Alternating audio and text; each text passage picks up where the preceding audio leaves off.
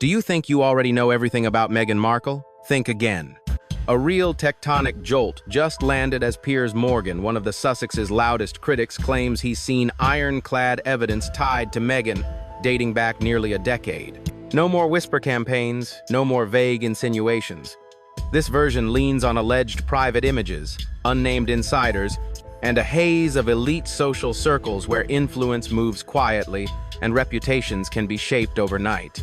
It points to the orbit of Soho House, mentions the controversial figure of gatekeeper, Marcus Anderson, and teases ultra-luxury yacht rumors as if they're sealed chapters the public was never meant to read. But here's the twist. Until verifiable sources and on-record documentation are presented, what you're really watching is a high-stakes narrative battle, part allegation, part spectacle designed to make you wonder where fact ends and framing begins. Why would someone known for swift legal responses suddenly choose total silence when faced with a narrative this explosive? Is it possible that the fairy tale rise, the princess and prince image, was not destiny at all but a carefully choreographed storyline shaped behind closed doors by forces most people never see? Today, we'll trace the full sequence of moments, not to accuse, but to explore how perception, power, and storytelling can blur into something far more complex than it first appears. And before we step beyond that velvet curtain, remember to like the video, subscribe to the channel, and share your perspective in the comments below, because understanding the truth is always clearer when we search for it together.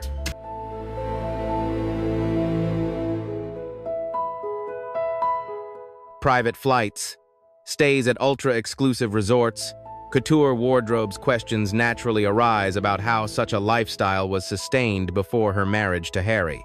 The images being discussed are said to present a contrasting portrait, not the familiar public figure, but a version situated in rarefied leisure spaces, relaxed aboard opulent vessels, surrounded by figures far removed from the usual acting scene. Within this interpretation, she is not framed as a random observer passing through, but as someone already integrated into a particular social environment, one defined by access, influence, and unspoken arrangements that exist beyond the reach of ordinary career paths.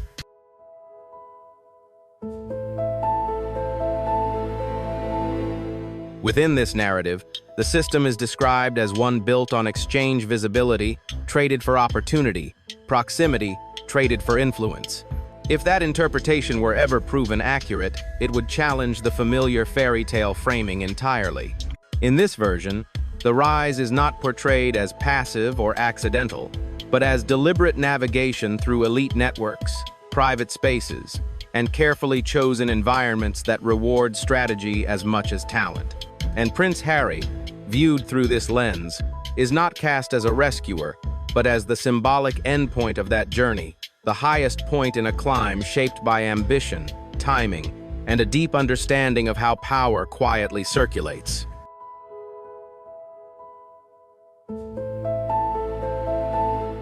To understand the gravity being suggested, some observers argue that the focus should shift away from the statements themselves and toward the absence of response. That silence, they note, appears unusual when measured against established patterns. Publicly, Meghan Markle has long been associated with a readiness to challenge narratives she believes cross a line, often through formal channels. Her history includes taking decisive legal action to protect personal boundaries, even in situations involving private correspondence. It is this contrast between past assertiveness and present restraint that fuels speculation, prompting questions about strategy, timing, and whether silence itself can sometimes be a form of communication.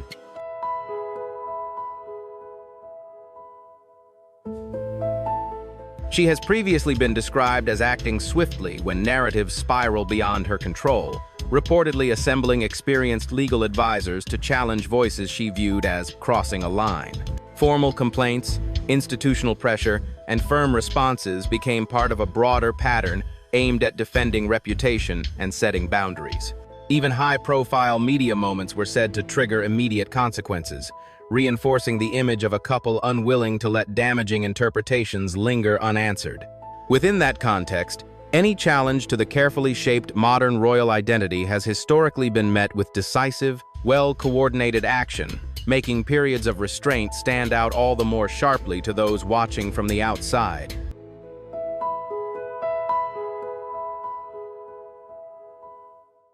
Yet when Piers Morgan re-emerged with claims framed as especially damaging, when discussions about her Soho House years and long-dormant stories began circulating again with striking specificity, observers noticed something unexpected. From California, there was no immediate rebuttal, no familiar counter-offensive. Instead, there was quiet. A pause so pronounced it drew attention on its own.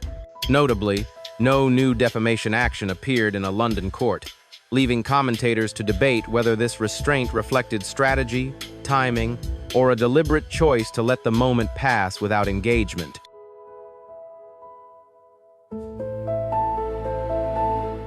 In the realm of reputation, strategy, and legal disputes, there is a commonly cited principle. Litigation can invite scrutiny from every direction. Some analysts argue that pursuing a lawsuit can sometimes widen the lens rather than narrow it. In this framing, taking formal action over disputed images or past associations could risk reopening chapters better left untouched, not because of guilt, but because of exposure. Legal proceedings often require transparency. Records, timelines, and communications can become part of the process, transforming private history into public material. Whether that risk is real or merely perceived, it helps explain why restraint is sometimes chosen over confrontation when the potential cost of illumination outweighs the benefit of rebuttal.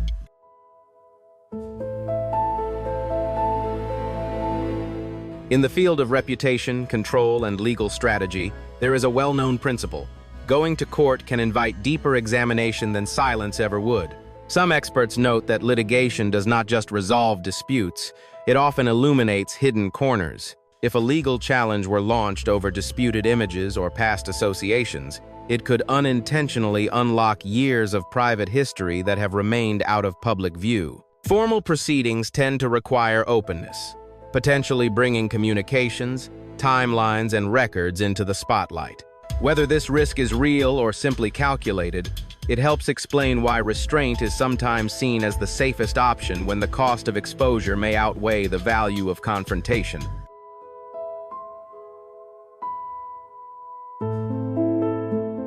In that scenario, she would be required to participate fully in the process, answering questions under oath and addressing lines of inquiry she has never publicly engaged with. The focus would inevitably turn to past associations, timelines, and decisions that have long remained outside the official narrative. She might be asked to clarify professional relationships, explain patterns of travel, and outline how certain experiences were made possible during an earlier stage of her career. It is this possibility, analysts suggest, that transforms the situation into a strategic standoff.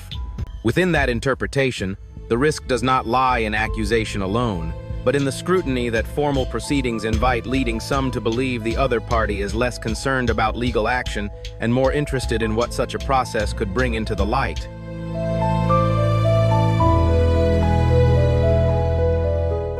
Because formal legal action can turn quiet speculation into permanent public record, some commentators argue that restraint may be strategic rather than dismissive. In that reading, silence is not portrayed as confidence from a position above scrutiny, but as a calculated pause shaped by risk assessment. The idea is simple. Allowing narratives to circulate and eventually fade may feel safer than entering a courtroom process that invites exhaustive examination of personal history. Within this interpretation, the lack of response is seen not as proof, but as a signal that the claims are being taken seriously enough to avoid amplifying them, fueling the belief among critics that the discussion cannot be brushed aside as mere noise.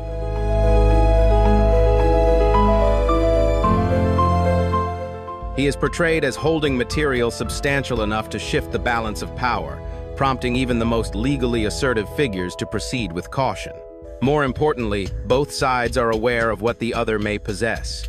What unfolds in this framing is not a public shouting match, but a tense psychological standoff where patience, restraint, and timing matter more than volume, and where any premature move could change everything. To grasp the intensity often attributed to Piers Morgan's position, some observers suggest looking beyond recent headlines and media skirmishes. The roots of that tension, they argue, trace back to a single moment, one particular evening in 2016, when expectations, perception, and personal narrative quietly collided, setting the stage for everything that followed.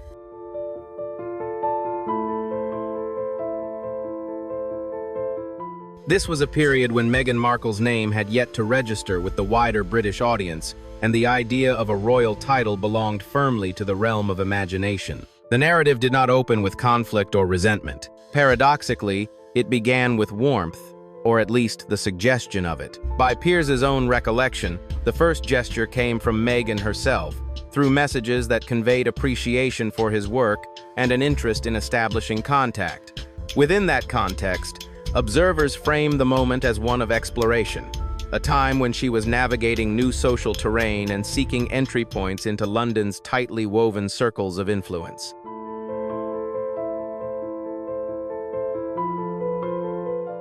She was looking for orientation, someone fluent in Britain's media landscape, a voice that carried credibility and reach. In that context, Piers Morgan, with decades of editorial experience and a prominent public profile, appeared to fit the role. Their meeting took place at the Scarsdale Tavern in Kensington, where they spent roughly an hour and a half together over a few cocktails. By later accounts from those familiar with the evening, including Morgan himself, the conversation moved well beyond polite small talk. It ranged across public issues, cultural differences between the United States and the UK, and the quieter pressures of building a career in a demanding industry, an exchange framed as candid, engaged, and unexpectedly substantial.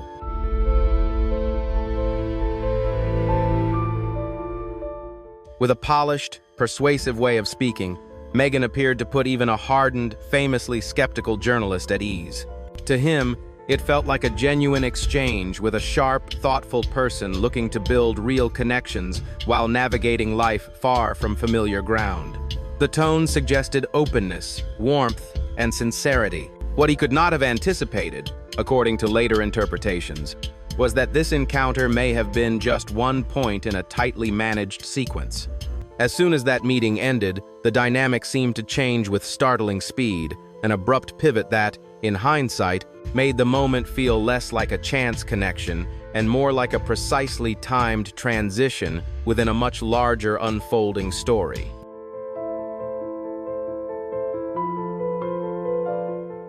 According to the version often recounted, the evening did not end with a quiet return to rest.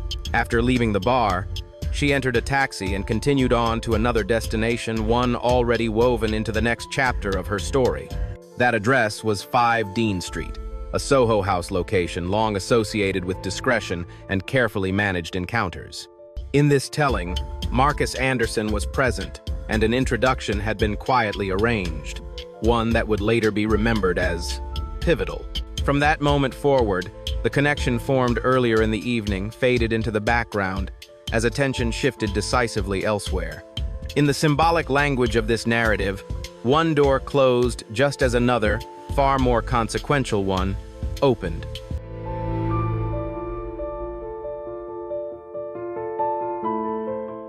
What lingered for Piers, according to later reflection, was not that Meghan's life moved in a new direction, but how the transition unfolded.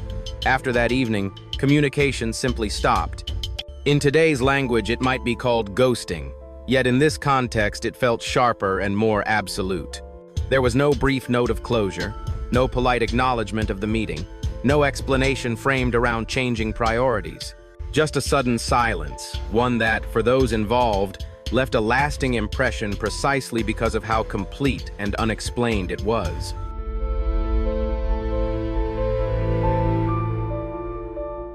What remained was silence, complete and unexplained.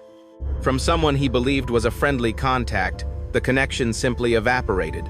In that quiet gap, Piers has said he came to a stark realization. The relationship he thought existed may never have been what he imagined. In his interpretation, the bond was not personal but functional. Viewed through that lens, the interaction becomes symbolic rather than emotional. He was useful for a moment, an access point, a bridge into unfamiliar terrain, and once that bridge had been crossed, there was no reason to look back.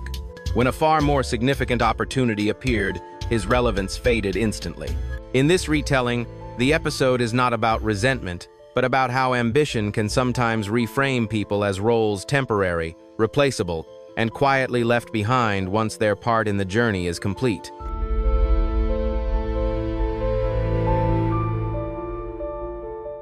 That sudden distance is said to have reactivated his investigative mindset.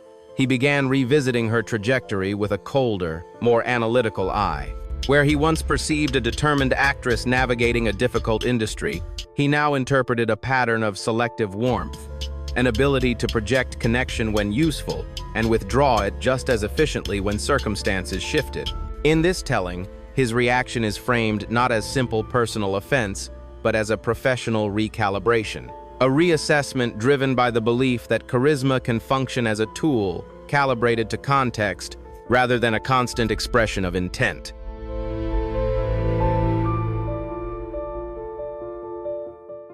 In his own framing, the emotion that followed was not simple resentment, but the shock of realizing he may have mistaken performance for authenticity.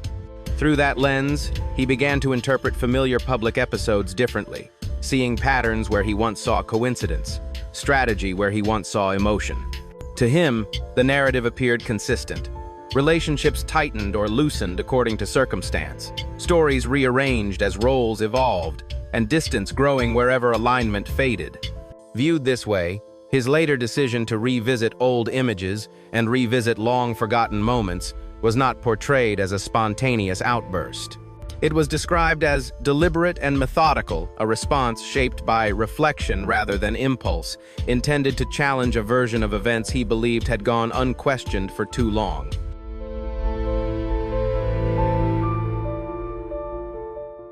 In his telling, the goal was to reveal what he believed he had uncovered that night in 2016, that the polished exterior concealed a mind driven by calculation rather than sentiment.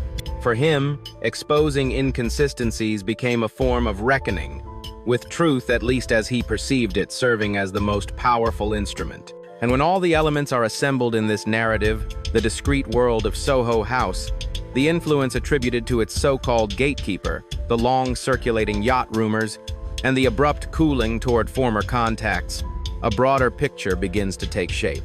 Not as a proven verdict, but as a contested portrait, one that invites audiences to question how ambition, access, and storytelling can intertwine in ways far more complex than any fairy tale ever suggests.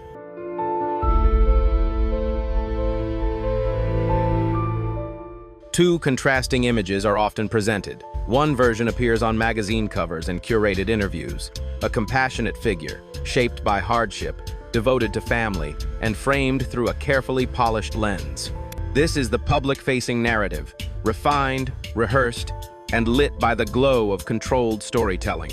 Then there is another interpretation that some observers describe, one situated away from cameras and headlines, a figure defined by sharp ambition, strategic awareness, and an instinct for navigating powerful spaces. In this portrayal, the emphasis is not on vulnerability or appeal, but on calculation and resolve, less about winning sympathy, more about mastering the board on which influence quietly moves.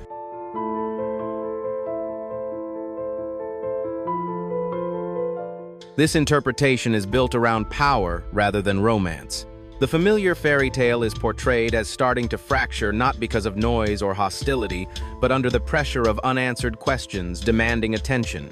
Piers Morgan may have paid a professional price and endured sustained backlash, yet in this narrative he is depicted as remaining unshaken, holding material he believes speaks for itself. The implication is not about volume or spectacle, but patience. Because in prolonged public battles, the advantage is often claimed not by the loudest voice, but by the one convinced they possess something enduring enough to outlast the storm.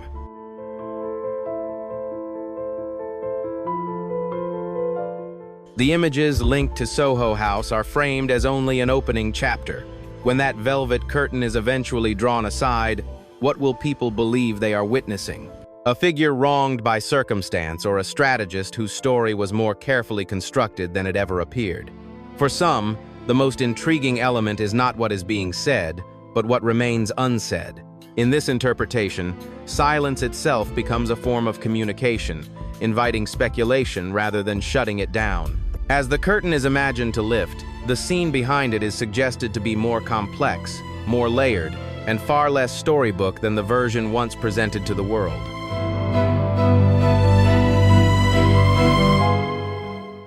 Is this simply the reaction of a man nursing old grievances? Or are we watching a long-standing public narrative begin to unravel under closer scrutiny? Which interpretation resonates more with you? A modern fairy tale shaped by chance and emotion, or a carefully constructed rise guided by strategy and access? Share your honest thoughts in the comments. I genuinely want to hear different perspectives. And if this story made you pause or think twice, don't forget to like the video, subscribe to the channel, and stay tuned so you don't miss what unfolds next. See you in the next episode.